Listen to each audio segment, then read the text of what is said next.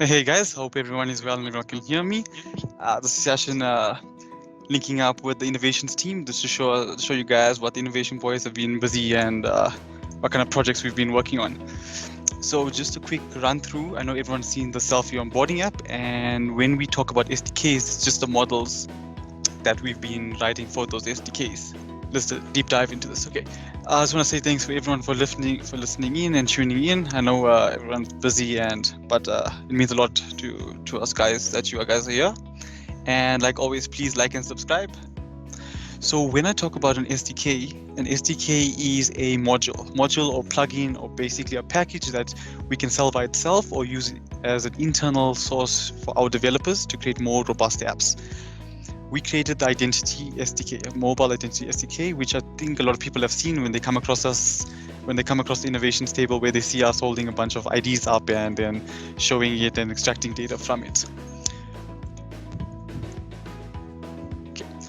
So we're basically creating a new Android project here to show how easy this SDK is to integrate into any Android Studio project, or as we say, Java project.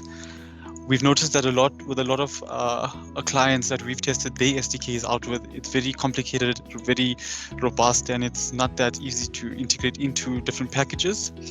We came up with an even simpler solution, which a lot of our clients are now really enjoying. Okay, so basically we create an Android X project and we start it up. We'll let our project build. Okay. First step is we add a Maven repo. Maven is basically like Git. It stores our SDK on the cloud. So basically our SDKs are stored in the cloud so they can be accessed anywhere in the world. It's fast and it's simple. The next step what we do is actually integrate the SDK into an application, and all that takes is one line. Basically like an npm install, we just implement our Sybrin Identity SDK.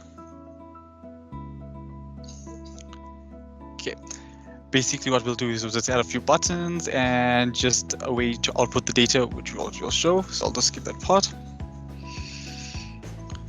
Okay, this is basically us importing the button that we just created.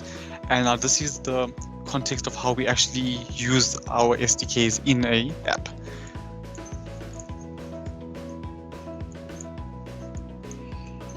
Okay, so let's import buttons. Okay, now this is the license that we recently generated from the previous video. We'll be using the same license in this application.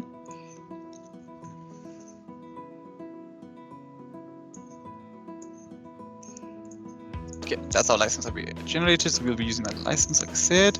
Okay, now starts. Now once we click our button, we'll then be calling listeners. So this is basically just normal Java code. It's to state whether it's receiving a success response or a failure response. So basically, the two lines on the screen that you see is on data returned and on failure. Basically, on data returned is the data you get back from the SDK. On failure is something goes wrong. Okay, now that's the text fields that we had that we're going to show our data from.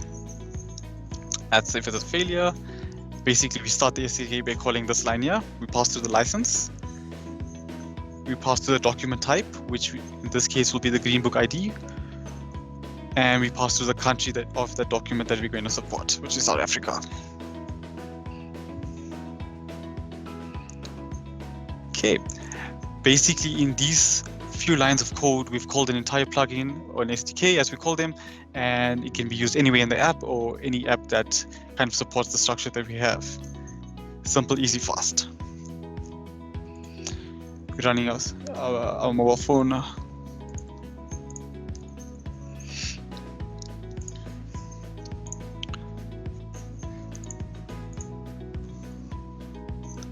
Okay, so allow the permissions that we have, and basically we can call an SDK that does document extraction.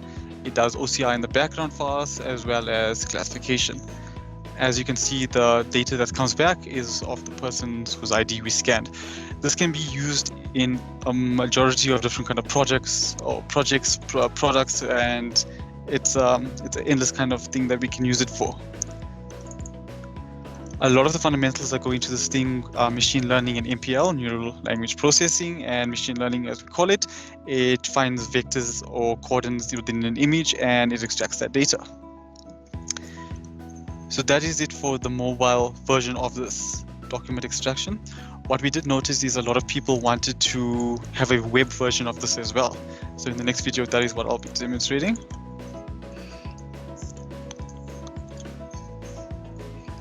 This is a sample application that runs our SDK or web SDK in the background so that it can pull out document data from a website or basically a webcam. Basically run a webcam and hey, look, it's Riley. So same ID and we take a picture. Okay, and that's just basic some of the information that we pull out. So basically works the same way as the mobile version of it, but this is for the web. Now, another thing we notice is people tend to not be able to hold a card straight. So it's either very crooked left or very crooked right, or it's in a very bad position. So we decided to give them the best of everything. We've developed a solution where they can even have their document upside down. So for that Olma Gogo in the APSA branch that's taking a picture of this, she can hold it upside down and get back our same results. So we catered for everyone's kind of needs. So that's it for our document extraction for ID information. I'll be showing you guys some interesting facial verification and facial matching next. Liveness detection on a mobile phone. So basically, this is also a SDK, so it can be used sold separately or used in an app that we build, and we can sell it basically in two ways. So first I'll be doing is liveness detection. Okay, as you can see, we use contours vectoring. So that basically what that means is we map a 3D model to your face to prove that it's a real face. Okay, and we look for direct features, basically the start of an eye, the end of an eye, the bridge of your nose, where your mouth starts and ends, your chins, and the sides of your faces. So even if you have to cover one side, so let's say someone is missing an eye or someone's missing half their face, let's pray that no one does that, but we can still map the contour vectors to it.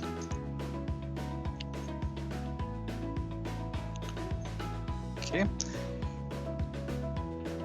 Now for spoof detection, so that no one's allowed, so there's only one face allowed in this image, we have a detection to see if multiple faces are here. We only allow one face because in cases where forensics or fraud is a big thing, we have to allow only one face to be in an image at the same time. So here we have an image even from a passport that it picks up and says it's not allowed.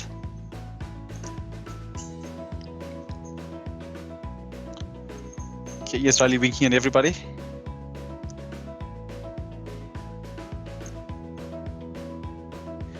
The questions are randomized at the top, so it also increases our spoof detection.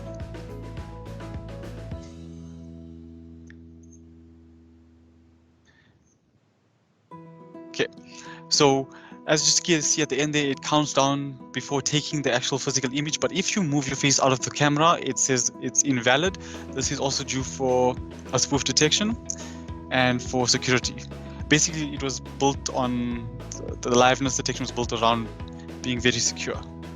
Let's do it again, and once it's done, we get a picture that we can then use. Check Riley's smile out, guys. Okay, the next I'll be showing you is facial compare. The facial compare is a pretty interesting one. It maps key features from one face to the next to distinguish if both faces are from the same person or not. It uses a lot of linear vectoring, which is basically, hey, look guys, it's Benny. So basically we take a picture, linear vectoring says, okay, we take certain key points that are on a face, we match it to the key points of another face, and we see if it's valid. What we can also do is pick up images that are on a passport, from a webcam, from an ID book, you name it, we can pick it up. So it makes it easy for us to verify on different results. As you see here, our prediction is true. Benny is Benny from his ID and from his selfie image. we give back two results. One being the prediction, which we say it's true or false. We're using one algorithm, and the confidence value is how confident or how accurate the algorithm ran across these vectors or the linear equations that I spoke about to distinguish what the percentage is. So you can use either one, basically the true that we return or the confidence that you want. So a higher confidence if you need, or the prediction that we set.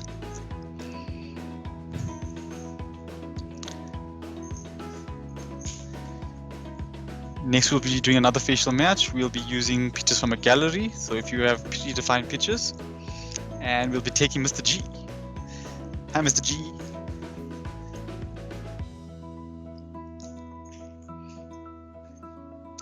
So we pull out images from Mr. G, and we match them together.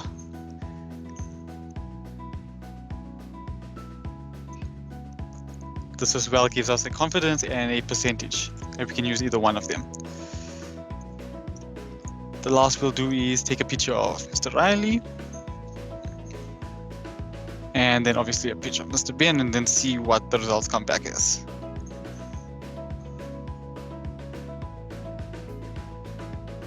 Okay, we run our compare. And we have a percentage and a prediction. Prediction is false and the confidence is 21%. So it varies across that kind of border. Okay, the last video, guys, I want to show you guys today is a pretty interesting one. It's something that we've been working on in the background, and it's basically fingerprinting. So I know a lot of people have an idea of fingerprinting where you put it on a thermal printer and you scan a fingerprint, you send it to Home Affairs and it verifies. But we took it to the next step. We said, what happens if you don't have a printer with you, or what happens if you in a little bush where someone is not really going to connect a printer to a power or anything like that? We said, why can't we take your fingerprints from a camera? So basically take a picture of your finger and get that data back.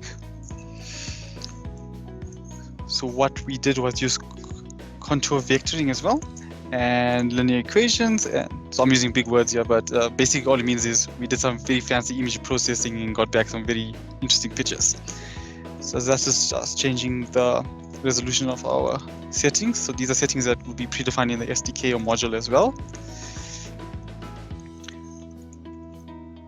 There's a live camera that we take a photo of your finger, and we return back results. As you can see, these are the results from a live finger from a live camera. What we've done is we've done a whole bunch of fancy image processing, like I've mentioned, and we've got back the vectoring and contouring from your finger. This can now be sent to Home Affairs or can be used for verifying if this is the same person using a fingerprint. And we return back a whole bunch of calculations for you as well. The second part I want to show you guys is a further security that has been added to this SDK or module, and this is a liveness feature that we've added. So basically, this is an option that we turn on.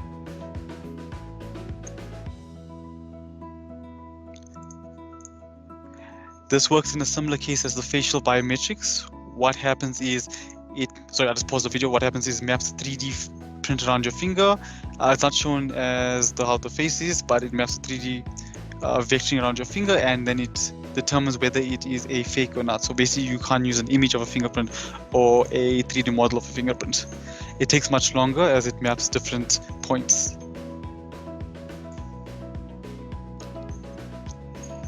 Okay, we get back obviously the same results, but this is for more secure clients or higher security clients.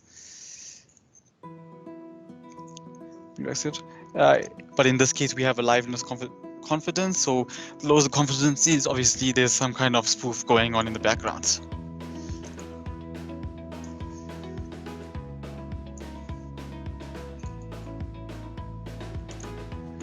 Awesome, guys. So that's it from the innovation side, and so that's what we kind of been working on. It's more module based, more SDK based, so we can sell it in two fronts. One, we can sell it to clients as a small module that they can put into their own apps and use, and one way we can make bigger applications in store and sell that. So we're kind of killing two birds with one stone.